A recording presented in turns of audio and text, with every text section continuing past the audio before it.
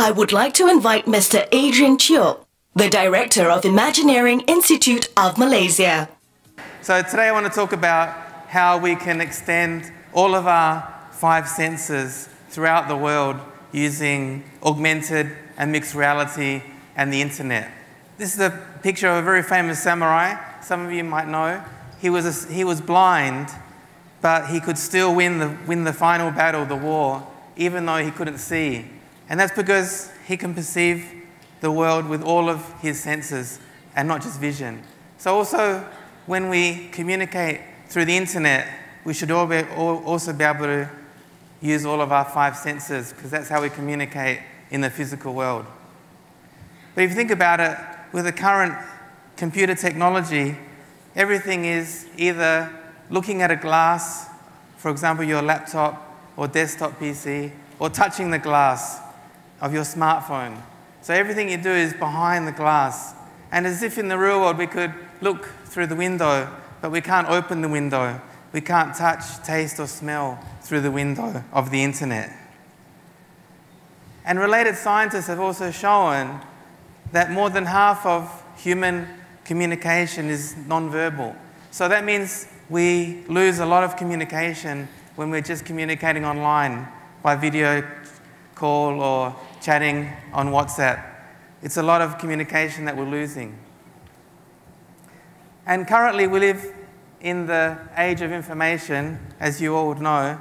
You basically have unlimited information in your pocket. You can ask Professor Google anything and you'll get the answer. So we already live in the age of information. We have unlimited data all the time.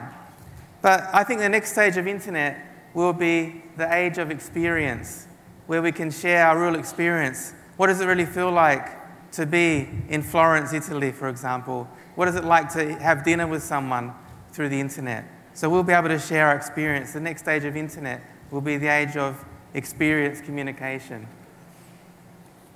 So because this talk is quite short, I won't talk about the work that I've been doing on audio and visual, and because a lot of you might already know augmented reality with smartphones or head-mount displays. But to give you some background, I started working in augmented reality about the year 2000, and you can easily put a virtual flower on a table and people can see it. It looks like a perfect flower. With today's 3D graphics, it's almost perfectly realistic. But what I found is people want to touch it and they want to smell the flower, but we can't do that with the current computer technology or augmented reality. So I wanted to extend augmented reality to touch, taste, and smell. And touch is one of the very important senses. In fact, it's probably more than a desire, it's a need to touch. And there was a study done on infant rhesus monkeys, and they had two mother monkeys, both of them are fake mothers, and one of them was all furry and looked very realistic. Another one had just made out of wire, but it had the food, and the one with the furry one didn't have any food or milk. But the infant monkeys would almost always choose the furry, realistic mother monkey and hug her. And they have to stop the experiments because the infant monkey might starve. So it shows that maybe touching is even more important than eating, even for humans. And the studies have shown that touch is universal. Where we touch each other is the same all around the world. But the frequency of touch changes with culture, so it's culturally modulated. So, for example, you can see these studies done in Japan and US, and for opposite sex friends, we touch each other almost everywhere. So, for same-sex friends, mainly the hands and the upper body, arms, and mother and father, mainly the head and the arms and hands. But you can see that in Japan, the frequency of touch is much less than US, where they touch each other much more frequently. And I'm not sure where Malaysia is on this spectrum, but maybe somewhere in the middle. So I wanted to make systems that we could communicate by touch through the internet. And at first I thought, let's make a system that we can that we can use the internet to communicate with our pets. Because still we can't, if we're at work or at school, we can't telephone call to our pet at home because we still can't talk to animals. But I hope you guys could invent such a system in the future. But anyway, so this system, you could touch a doll at your office, and then it measures the pressure and sends the touch to your pet, in this case a pet chicken, in the home. So it's communicating by touch through the internet. And of course we wanted to extend this for human-to-human communication. So we made a system where parents and children could not only give each other a video call or talk on the telephone, but they could also hug each other. They squeeze a doll and then send a hug to each other. They can both wear hugging vests and send hugs through the internet. And I'll show you a quick video of the system now. It's coming fast, and your world will never be the same. The future behold. There are few things in life more comforting or intimate than a nice, big hug. Notice the No technology, it was awesome. At the Mixed Reality Lab in Tokyo, Japan, Dr. Adrian Cheok and his team are making it possible to reach out and hug someone, even if that someone isn't there. Adrian, at this Mixed Reality Lab, you have a lot of strange things going on. I can't figure this one out. It looks like a cross between a torturous life vest, rain jacket. What is going on, and who is this? Well, this is Nancy, my student, Hey, and Nancy. mixed reality is not just about visuals, it's also about mixing all of our senses with the virtual world, Okay. including touch. Touch. So this is a touch vest. That's right. Through the internet now, you can email someone, you can do video chat, but you can't touch someone, you can't hug someone. So with this Oh, sure you can. No. I've seen people do it all the time. You put a little asterisk, you say hug, and then you put another asterisk, and then they know you've sent them a hug. It's so important for human communication to touch and hug each other. So Justin Timberlake brought sexy back. You're bringing hugs back. That's right. How does this replicate a real hug? And if you just give a hug. My expert hug? Yes. We did a study of expert huggers such as yourself, Okay. and where you put your hands is where we put our special hugging actuation system on the body. Hugging actuation system. So this system here will replicate the feeling of where you are. So it's going to apply some pressure where my hands would be. Exactly. It gives a kind of feeling of the human hand caress on your body, on the body. Let's see it work. With Nancy far, far away in another location, Adrian takes out a controller and transmits his virtual hug via the internet. And then you can see that this hugging pajamas connected to the internet produces the hug in the same spot. We can both wear such jackets, and then interactively we can have a hugging and caressing together through the internet. Okay, so that was a little bit clunky. That was one of our early prototypes, but my PhD student who graduated a few years ago made this into a commercial product, and it's called T-Jacket. And the market is for autistic children, because autistic children, apparently when they have a panic attack, if they're hugged or squeezed, it can reduce their panic. So this system here, you can monitor your child through the smartphone. It's got some sensors on the jacket. And if your child is having a panic attack, you can send them a hug through your smartphone. But I think it's going to be quite a long time before we have hugging suits in our everyday life.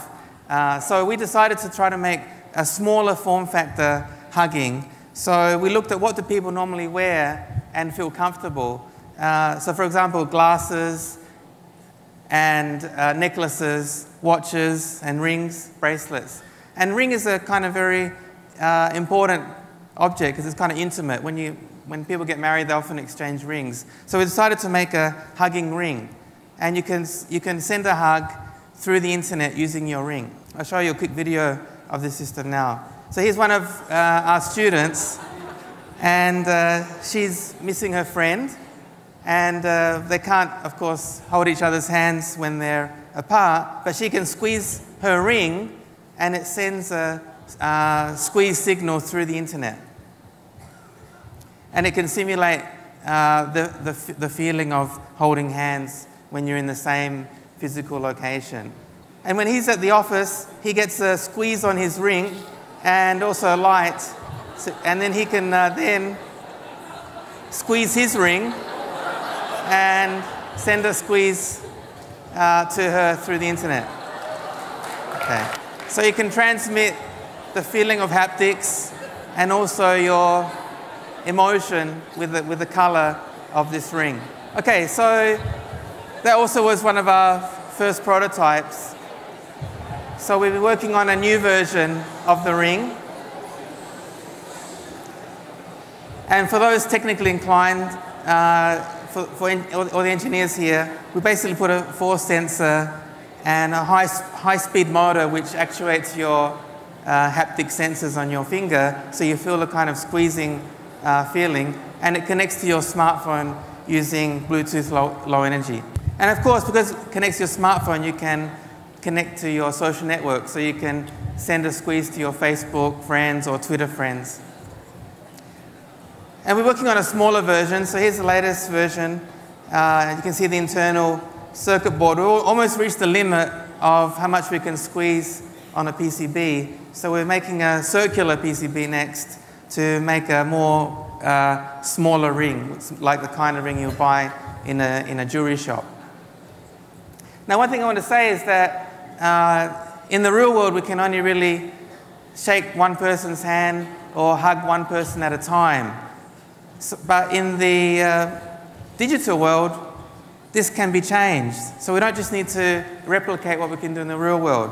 So in the real world, it's one-to-one, but in the digital world, we could have one-to-many hugging. So why would we want to do that? For example, let's just say you got a promotion or a salary rise, then you can hug all your 10,000 Facebook friends at the same time. Right? You can't do that in the real world.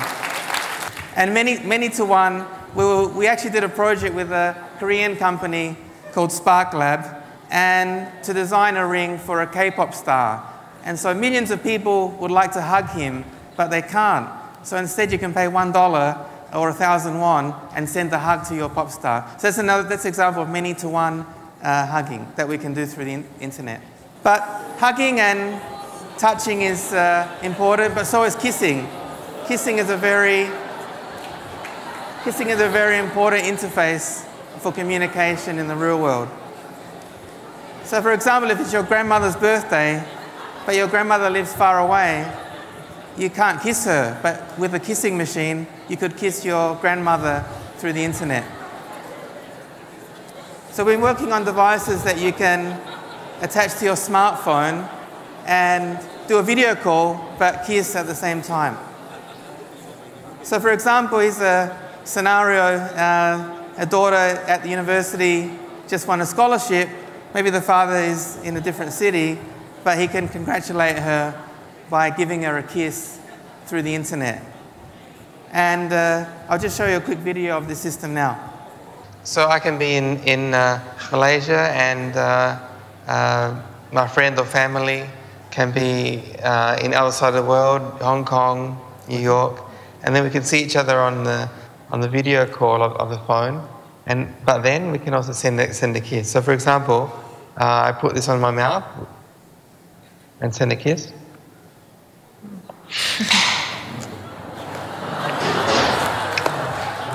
So what I feel is the other person is kissing me, and I feel pressure on my lips. It's as if the other person is kissing me right now. So in the future, we're also planning to integrate the smell of your partner's body odor, for example, to create a more realistic sense of presence. Yeah. Is it nice to kiss? Can you kiss one more time and see if it's nice? Okay, so now I'd like 2 volunteers to come and try a kissing machine.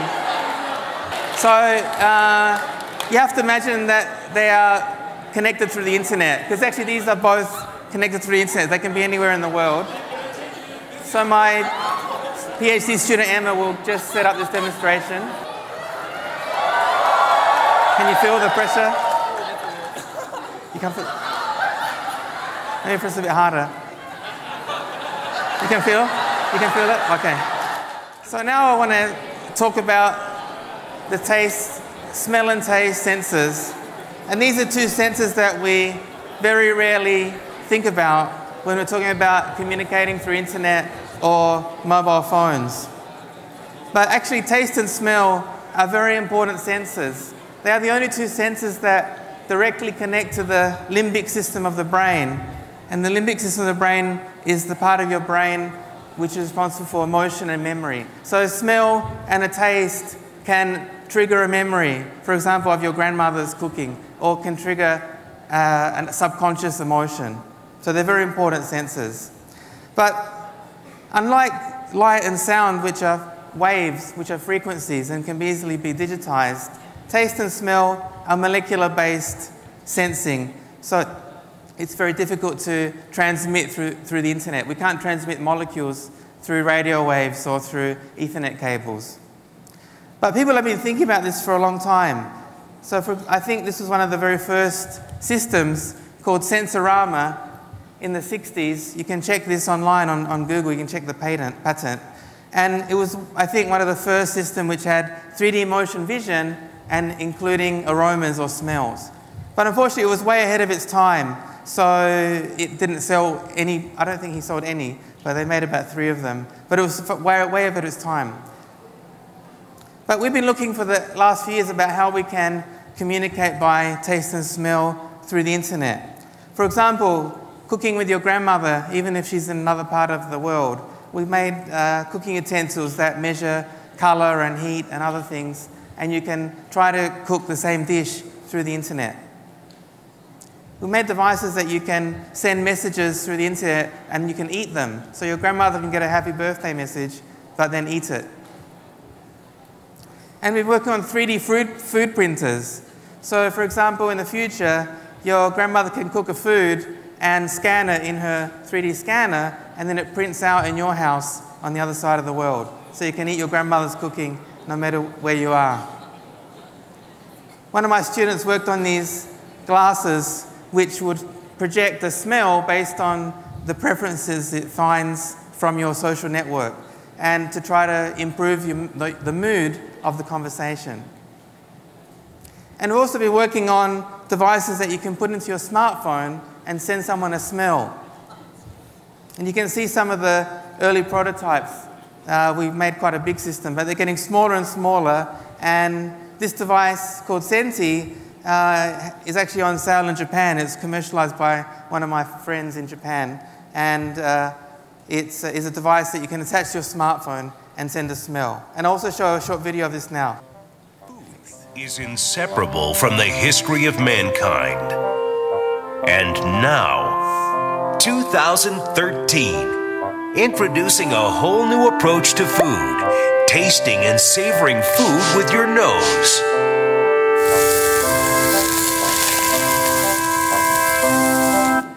How to 1, choose.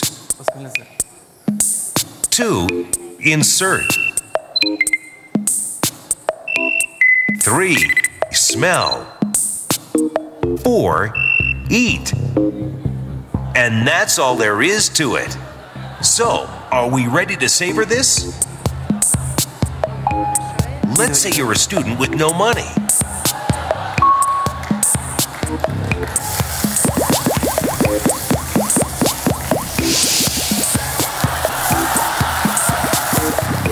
This crowd is going crazy. All you need is some white rice and your stomach will feel satisfied.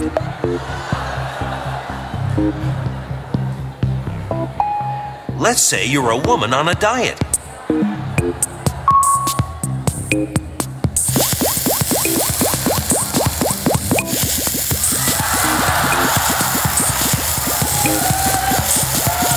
Obviously, calories are not an issue when you're dining at Hana Yakiniku.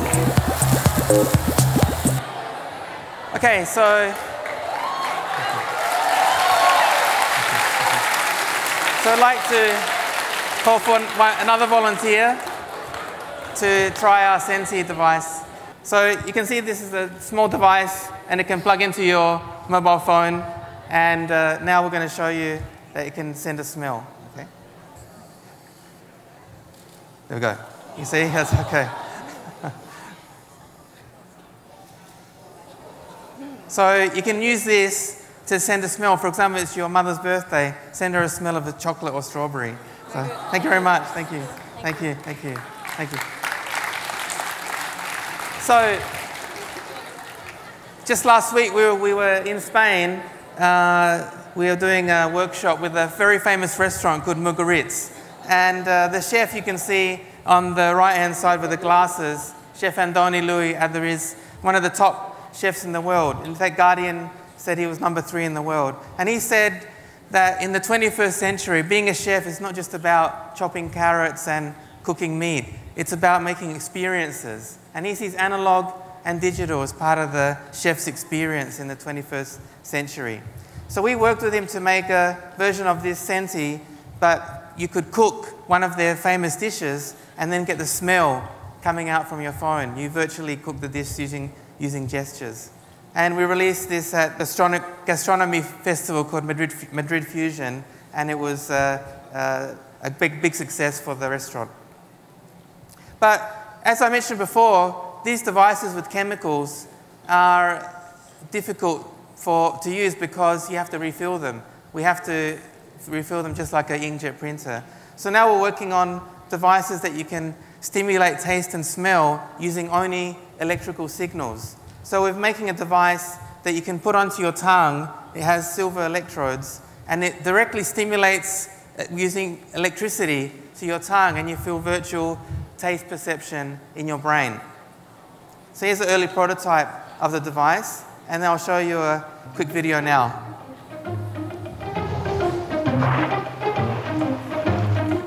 Tastes. We all have our favorites. But whether it's the sweetness of strawberries or the sourness of lemons, surely taste is something we'll only ever be able to get from our food and drink. Or is it?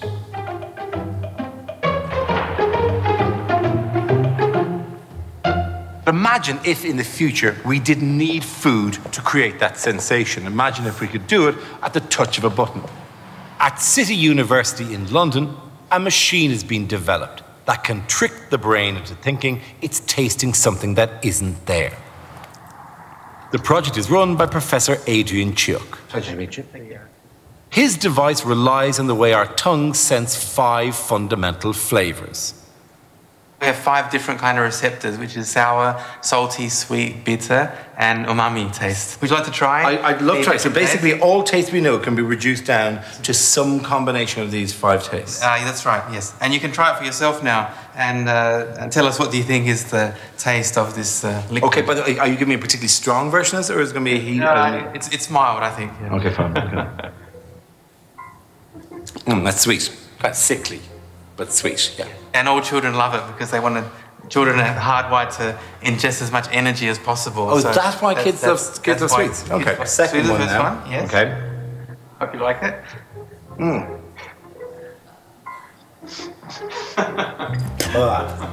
That's seawater. Yeah, that's right. Bad day at the beach. Then there's sour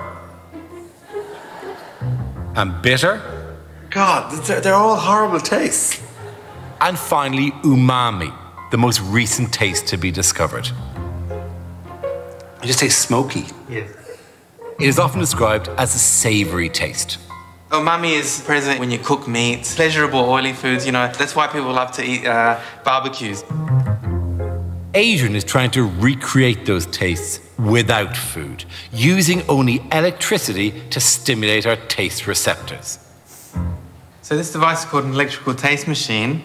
And what it does, essentially, is it produces electrical current which will stimulate your taste neurons. For example, you can have a virtual sour, salty, sweet taste using this device. Simulating taste electronically could lead to all sorts of intriguing possibilities, like sharing it over the internet. So Adrian has high hopes for his device. So you could be watching a TV program and about master chefs, and not only see the food but taste it at the same time. So if I have this implement and I am watching MasterChef, yes, they can like send me, ping me, essentially, the flavour of the meal that, as they're testing it, I can go, yeah, I can taste it. That's right. That's what we hope for in the future. Okay. You can place your tongue. It's off now, so you won't feel anything at first. And now I will turn on the device, and you should be experiencing a virtual sour taste on your tongue. I have to say, I'm not really getting a full burst of sour off that.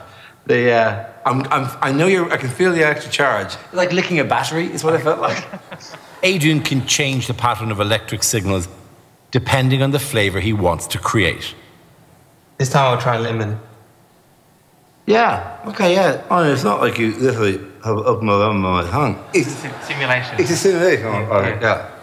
It's a really odd sensation. Definitely a hint of lemon, but also metallic. Do you have any tequila? I'm thinking, well, I've got the taste in my mouth, I'm just saying. Yes. When life gives you lemons.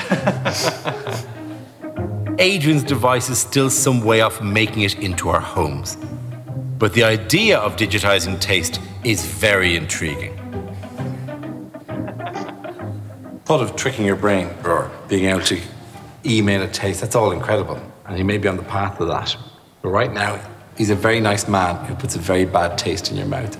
I need a chocolate bar. So, just to end off, I want to say we're currently working on a device which will stimulate the olfactory sense in the nose. So we're making a device with electrodes. You put it in the inner wall of your nose to generate a smell. And it's currently a work in progress. Our engineers and PhD students are working on this, and hopefully next time we can show you some results of electric smell. But just let me finish by saying that similar to what I was saying about touch, once we digitize taste and smell, we can go far beyond what we can do in the real world, in the physical world. So initially it'll be really fun to, for example, send a smell of an apple or a strawberry to someone through the internet. But we can make new kinds of digital experiences with taste and smell. So for example, now children find it very difficult to cook because there's knives and fire and a lot of other dangerous things. But imagine you could just program food like coding on your iPad and then send a dish to your grandmother through the internet. Or chefs in the future, I mentioned Chef Andoni. Imagine that you could not only see a chef on TV, but taste and smell the dish through your television or through your smartphone. And collaborative cooking. So, for example, you could cook a dish together, grandfather and grandson, even if they're in different parts of the world. So, Digi is a very company at the forefront of digital technology and communications. So I hope you can all help to make the future of internet where we can communicate with all of our 5 senses. Thank you very much.